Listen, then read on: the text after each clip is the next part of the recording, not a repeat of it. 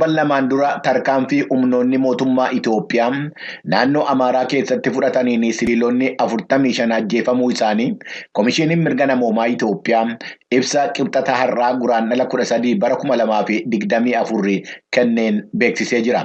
Komishinii Mirga Namoomaa Itoophiyaatti Daayirikteera Olaanaa Dhimma Hordoffiitii fi Qorannoo kan ta'an Dr. Miizan Abaatee akka ibsanitti ajjechaa dhiyeenya kana godina Goojjam Kaabaa magaalaa Maraawii keessatti namoottan 45 irratti raawwateen alattis bakkaawwan biraatti humnoottan mootummaa garee hidhattoota faannoo deeggartu jechuudhaan seeraan ala siviilota irratti ajjechaa raawwataniiru. Akkuma kanaan akka lakkoofsa Itoophiyaatti amajjii 10 bara 2016 godina Goojjam Bahaa aanaa Shabal Barantaa keessatti erga lolli garee faannoo wajjiniin taasifame raawwatee booda dubartoota dabalatee namoottan nagaan 15 akka waraana mootummaatiin ajjeefaman komishiinichi ibsee jira. Haaluma wal fakkaatuun godina Goojjam dhihaatti kan argamu aanaa Qaarit jalatti gandaawwan argaman lama keessatti amajjii 6 bara 2016 siviilonni 16 mana isaanii keessaa qabamanii ajjeefamuu isaanii komishiinichi ibsee jira. Itoophiyaa keessatti dhaabbanni mirga namoomaatii fi falmuu fi gumii mirga namoomaa Itoophiyaa yookiin Iisamaguu jedhamee beekamu ibsa torban darbe baaseen ajjeechaa magaalaa Maraawii keessatti raawwatameen siviilonni 80 ta'an du'uu isaanii ibsuun isaa gabaasameera. Itoophiyaatti ambaasaadara mootummaa Yuunaayitid Isteetsi kan ta'an ambaasaadar Ervin Maasingaa dhaabbileen mirga namoomaa ajjechaa raawwatameera jedhame kana irratti qorannoo walaba ta'e akka taasisan namoottan yakka kana raawwatan irrattis akka tarkaanfiin seeraa fudhatamu gaafachuun isaanii akka gabaasame ni beekama. Dhimma kana irratti ministeerri dhimma tajaajila kominikeeshinii mootummaa Itoophiyaa Dr. Laggasee Tulluutii fi hanga'oonni mootummaa biroo akka deebii itti kennanu yaaliin sagaleen Ameerikaa taasise akka hin milkoofne Kennedy Abaatee Finfinneerraa gabaasee jira. Mootummaa Federaalaa Itoophiyaa fi bulchiinsa yeroo kan naannoo Tigraay gidduu dhimmoota tokko irratti wal hubannaan akka hin jirre pirezidaantiin bulchiinsa yeroo kan naannoo Tigraay Geetaachoo Raddaa ibsan.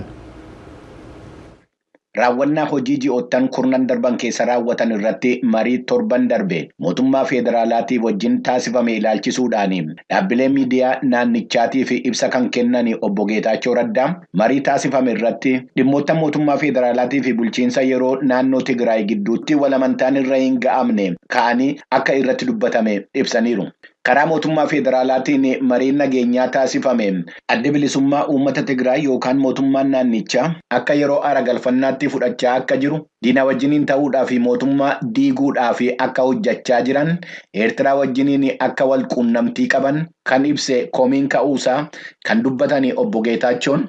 Gama isaaniitiin mootummaan naannichaa namoottan qe'ee isaanii irraa buqqa'anii akka deebi'an bakkaawwan walaba hin taane keessa kan jiran lammiileen Tigraay akka walabooman gaheen naannoo Tigraay federeeshinii biyyattii keessaa qabu akka eegamuuf gaafachuudhaan alatti fedhii biraa akka hin qabne ibsanii sochii waliigaltee Piriitooriyaa faallessu kamiinuu keessa akka seenuu hin barbaanne akka ibsan himaniiru. Mootummaan federaalaa hanga'oota naannichaa gidduutti garaagarummaan akka uumamu hojjechaa jira jechuudhaan hanga'oonni naannoo Tigraay komii dhiyeessuu isaaniis obbo Geetaachoon dabalanii ibsanii jiru. Marii mootummaa federaalaa wajjiniin taasifame kanarratti waa'een lammiilee Tigraay kanaan dura miseensa raayyaa ittisa biyyaa turanii fi mana hidhaa keessa jiranii haala lammiileen Tigraay lola irratti booji'amanu gallakkifamanuu haala adda bilisummaa uummata Tigraay deebi'ee beekamtii argachuu danda'uu irratti akka mariin taasifame obbo Geetaachoon eeranii jiru. Torban dhufu keessas mariin bakka bu'oonni mootummaa Yuunaayitid Isteetsi kan dhaabbata mootummoota gamtoomanii kan gamtaa Afrikaatii fi kan mootummaa Afrikaa kibbaa irratti hirmaatan akka itti fufu obbo Geetaachoon ibsuu isaanii Mulgeetaa Asbaa Maqaleerraa gabaasee jira. Godina Walloo Kibbaa aanaa Dalantaatti namoota albuuda oopaalii baasaa turan irratti lafti citee jiguun namoonni 20 ta'an keessa turan achi keessaa baasuuf tattaaffiin taasifamaa jiru. Guyyaa shanaffaa isaa kan qabateeru har'as itti fufee jira. Namoota achi keessatti balaan kun irra ga'eeru lubbuun baasuufis hawaasni naannoo itti yaa'ee biyyoo itti citeeru qotaa akka jiru itti gaafatamaan waajjira albuudaa aanaa Dalantaa Tasfaa Sammaaw sagalee Ameerikaatti himaniiru jechuun Masfin Arraagee Daseerraa gabaase.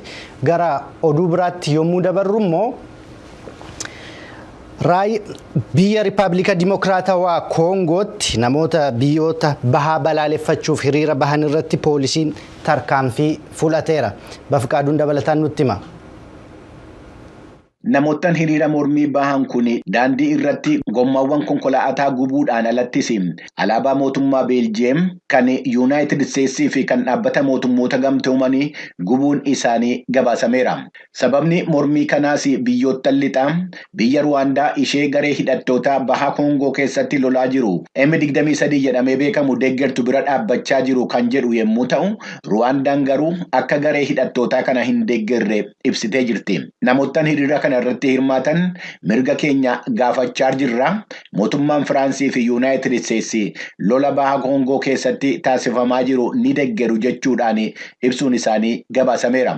Sababa mormii kanaatiin kan ka'e hanga'oonni mootummaa Rippaabilikii Dimokiraatawaa Koongoo wixata kaleessaatii kaasanii waajjira mootummoota gamtoomaniitii fi embaasii biyyoottan alaa eeguudhaaf humna waraanaa dabalataan bobbaasanii jiru. Haleellaa gareen hidhattoota baha Koongoo keessa socho'uu fi M23 jedhamee beekamu dhiyeenya kana naannoo magaalaa Goomaa irratti raawwate balaaleffachuudhaan ibsa kan baase manni maree nageenyaa mootummoota gamtoomanii lolli lixa Koongoo keessatti taasifamaa jiru naannicha balaa keessa galchaa jira jedheera. Humni dhaabbata mootummoota gamtoomanii waggoottan 25 darban keessa Rippaabilikii Dimokiraatawaa Koongoo keessa qubatee jiraatus nageenya siviilotaa eeguu hin dandeenye jechuudhaan qeeqni irratti dhiyaachaa ture.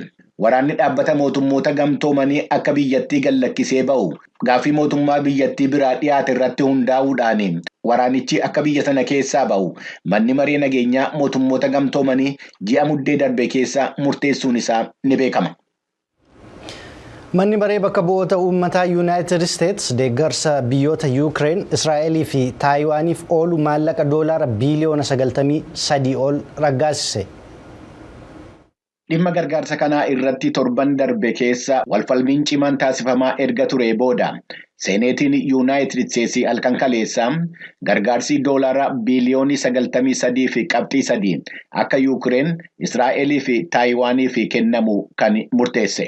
Gargaarsa dabalataa Yuukireenii fi kennamuudhaaf karoorfame doolaara biiliyoonii 60 kan morman miseensonni garee paartii Rippaabilikaanotaa.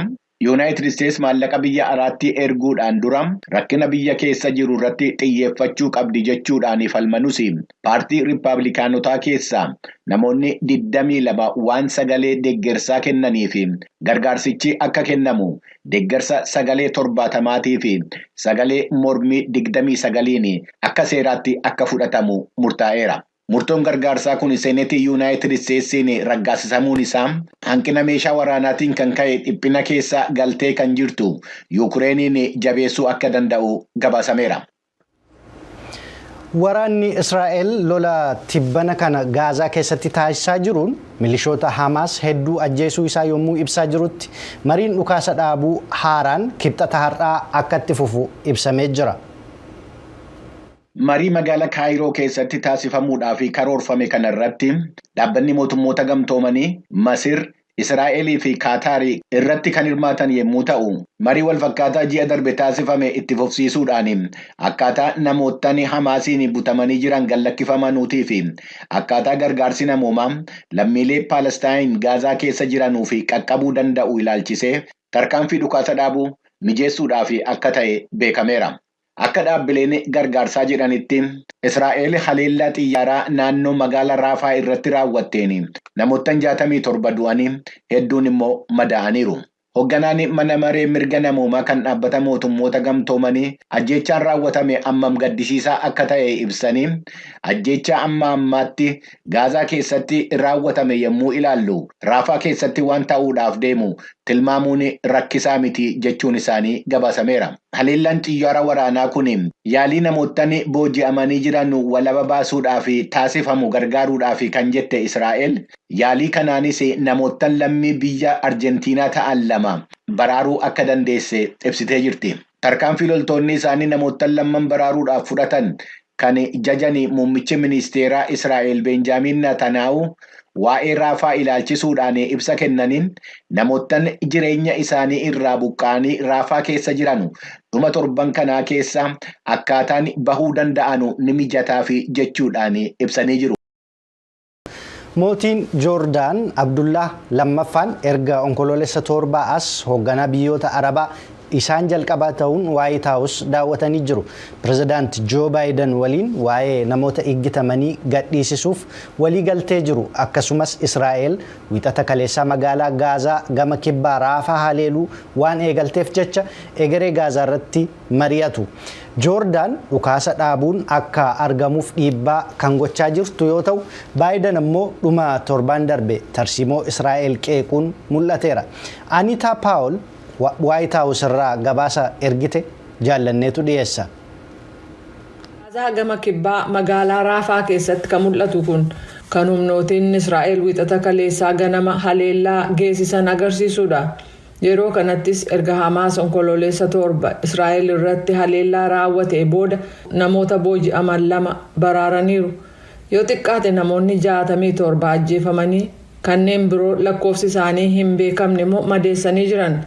Lammiiwwan Faalisxeen gara miliyoona 1.5 ta'an magaalattii keessatti dahatanii kan jiran yoo ta'u, erga waraanni kun jalqabee kaasee lakkoofsi isaanii gara dachaa 5 guddateera. Pireezidaant Joo Baayideniif mootiin Joordaan Abdallaa lammaffaan wiixata kaleessaa namoota booji'aman akka gadhiifaman akkasumas gargaarsi namoomaa gara Gaazaatti akka yaa'u dhiibbaa godhamutti fufuuf walii galaniiru. Garuu duula Raafaa keessatti gaggeeffamu laalchisee lameenuu ejjennoon qaban garaagarummaa ka qabu yoo ta'u, Baayiden dhuma torban darbee akeekkachiisa muummicha ministeeraa Israa'eliif kennan irra deebi'uun dubbataniiru. The major military operation in Rafah should not proceed without a credible plan for ensuring the safety and support. Duulli waraanaa guddaan Raafaa keessatti raawwatamu karoora qabatamaa malee itti fufuu hin qabu. Karoora nageenyaa fi deeggarsa namoota miiliyoona 1 ol ta'anii kanneen iddoo sana dahatanii mirkaneessuu qaba. Eegumsa argachuu qabu. Jalqabarraa kaasee akkuma ifa goone Faalastiinota Gaazaarraa humnaan buqqisuu tarkaanfii fudhatamu kamiyyuu ni mormina.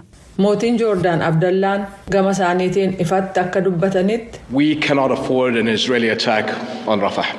Haleellaa Israa'el Raafaa irratti raawwachuu callisaan ilaaluu hin dandeenyu. Balaa namoomaa biraa akka fidu mirkanaa'aadha. Amma dhukaasa dhaabuu waaraa nu barbaachisa. Lolli kun xumuramuu qaba. Haa ta'u malee wiixata darbee muummichi ministeeraa Israa'el Benjamin Netanyahu haala kamiifuu Raafaa seenuu hin qabdan warri nuun jedhan bu'uuraan waraana kana keessatti moo'amaa jechaa jiru jedhan. Egaa waldhabdeen kun jalqabame as Baayiden Israa'eliin deeggaruurraa gara tarkaanfii isheen fudhattu gaaffii keessa galchuutti cehanii jiru. Torban darbe deebii waraanaa Israa'el Gaazaa keessatti kennite hammaa kan ba'e yookaan immoo kan ta'uu malee caalee jechuudhaan ibsaniiru. Garuu White House dhukaasa dhaabuu isa jedhurraa duubatti deebi'ee wiixata kaleessaa booji'amtoota gadhiisuuf yoo xiqqaate torban 6 lolli akka dhaabachuu qabu dubbateera. John Kirby gorsaan communicationii nageenya biyyoolessaa kan White House akka jedhanitti a humanitarian pause, an extended pause, that longer than what we saw back in November of a week that would allow. Boqonnaa gargaarsa namoomaa yeroo dheeraa isa sadaasa darbe torban tokkoof argine calaa dheeratutu barbaachisa. Kun booji'amtoota hunda akka baasnu, gargaarsaa fi deeggarsa dabalataa akka seensisnu nu dandeessisa. Sana booda gara marii taa'uu danda'uutti akka geessu dhumarrattis waldhabdeen sun akka xumura argatu gochuutti nu buta. Abdii jedhu qabna. Qondaaltonni gargaarsa namoomaa akka jedhanitti marsaa haaraan waldhabdeen Raafaa keessatti uumame kun sodaachisaadha. Sagantaa keenyatti aanuun immoo daandiiwwanii fi gamoowwan dhedheeraan magaalaa New York godaantota addunyaa maraaf bakka hawwataa fi bakka abdiiti. Ergaawwan walfaalleessoon aangawoota irraa dhagahamanii fi seerri mana maree bakka bu'ootaa keessatti danqamee jiru waldorgommii filannoo biyyattii keessatti dhimmoota walfalmisiisoo uumanii jiru. Gabaasa Aaron Raaneen ergite Bafiqaadutu dhiyeessa. Yemmuu manni maree bakka bu'ootaa mootummaa Yuunaayitid Isteetsi dhimma godaantotaa irratti seera jabaa raggaasisuudhaaf dhimmachaa jiru kanatti waqtii arfaasaa darbeetii kaasee godaantota 100,000 fi 75,000 ta'an warreen magaalaa New York keessa qubatan irratti hanga'oota naannoo warreen paartii Dimookiraatotaa bakka bu'an gidduutti mallattoo waliigaluu akka hin jirre mul'ata. Akka godaantotaa fi haalli mijataa ta'e hin uumamne gochuudhaaf bulchiinsi magaalaa New York daa'oo isaan keessa qubatan xiqqeessuudhaaf akkasumas godaantonni magaalicha keessatti konkolaataa isaan fe'ee fidirraa akka hin buune seeraan dhorkuudhaaf yaalii taasisaa jiru kanarratti bulchiinsi kantiibaa magaalaa New York akka godaantonni nyaata ittiin bitatanuuf jecha kaardii doolaarri 1,000 itti guutame akka godaantotaaf kennu ibsee jira. Akkasumas bakki hojiiwwan haaraa 4,000 ta'anu akka godaantota haaraadhaaf banaa ta'u ibsee jira. Ohel Torres nama biyya Venezuelaa irraa gara New Yorkitti godaaneedha. Waan taasifamaa fi jiru irratti waan jedhe qaba. It's good. They give us a lot of help. Waan gaariidha. Gargaarsa hedduu nuuf taasisaa jiru. Godaantota hedduus gargaaraa jiru. Nyaata nuuf kennaniiru. Huccuuwwan yeroo qorraas nuuf kennaniiru. Ijoolleen keenya carraa mana barumsaa akka argataniif nuuf mijeessaniiru. Akka hojii hojjechuu dandeenyuuf kan nu gargaaru waraqaa nuuf baasuudhaaf hojjechaa jiru. New Yorkitti gargaarsa hedduu arganneerra. Evelyn biyya Ecuador irraa godaantee nama New York keessatti argamtuudha. Isheenis waan taasifamaa jiruuf ilaalchisuudhaan akkana jetti. There are very good people here. People who help us. Namootan gaariitu as jiru. Namoota nu gargaaran. Gargaarsa biyya keenya keessatti arganneen beekne argachaa jirra. Gaarummaa gargaarsa isaaniif taasifamaa jiru ilaalchisee ragaan godaantonni kun bahaa jiranu firoottan isaanii biyya isaanii keessa jiran jajjabeessuudhaan godaantonni dabalataa akka gara New Yorkitti imalan taasisaa jira. Dhimma kanarratti manni maree bakka bu'ootaa mootummaa federaalaa falatti barbaachuu akka qabu gaafachaa kan jiranu bulchaan magaalaa New York Eric Adams waan jedhan qabu. This is a national problem. Chicago, Boston, Houston, Washington. Kun rakkina biyyaalessaati. Chicago, Boston, Houston, Washington waan jirudha. Mootummaan biyyaalessaa qormaata dura dhaabbatee jiru kanaaf furmaata kennuu qaba. Waan imaammanni biyyaalessaa dadhabaan fidaa jiru argaa jirra. Yommuun gitawwan koo kutaalee biraa keessa jiran wajjin dubbadhu wanti jedhan waan wal fakkaataadha. Qormaata dhimma godaantotaa kanarratti paartilee mootummaa United States keessatti hirmaachaa jiran lamman gidduutti wal hubannoon jiraatus hooggantoonni paartii Riippaabilikaanotaa tokko akka seerri dhimma godaantotaa hin raggaasifamne hojjechaa jiraachuu isaaniitu himama. Bakka bu'aa uummataatii fi hoogganaa gumii dimokiraatotaa warreen mana maree bakka bu'ootaa keessa jiranuu kan ta'an Hakim Jeffries warra Riippaabilikaanotaa komatu dhimma godaantotaa kanarratti. Republicans have been ordered by Donald Trump not to solve. Qormaata daangaarra jiruu fi akka furmaanni hin laatamne Riippaabilikaanonni pirezidaantii duraanii Doonaald Tiraamp irraa ajaja fudhataniiru. Sababiin isaaniis dhimma daangaa akka tapha siyaasaatti fudhatanii filannoo ji'a sadaasaatti itti fayyadamuu waan barbaadaniifi sun garuu isaanumatti garagala. Riippaabilikaanonni gama isaaniitiin yaada Hakim Jeffries irratti waliin galan. Pirezidaantii Baayidaniin rakkinicha furuudhaaf waggaa 4 keessatti waan hojjechuu qabanu hin hojjanne jechuudhaan qeequ. Bulchituun kutaa Arkaansaas Saaraa Hakibee wanti dubbatanus waa'ee kanaati. Joe Biden has completely failed. Joe Biden akka pirezidaantitti waan hojjechuu qaban keessaa isa tokko ta'e irratti hojjechuu hin dandeenye. Daangaa biyya keenyaaf uummata keenyaatiif eegumsa taasisuu hin dandeenye. Sababa dadhabina isaaniitiin kan ka'edha. Hooggantoonni bulchiinsa naannoo biyyattii keessa jiran dhimmicha keessa seenanii hojii mootummaa federaalaa hojjechaa akka jiran. Hayyoonnis gama isaaniitiin dhimma kanarratti yaada isaanii kennaa jiru. Profeesar Iriin Korkoraan Yuunivarsiitii Nootardaam irraa seerri dhimma godaantotaa kan lafarra harkifachaa jiru sababa siyaasaatiif akka ta'e himu.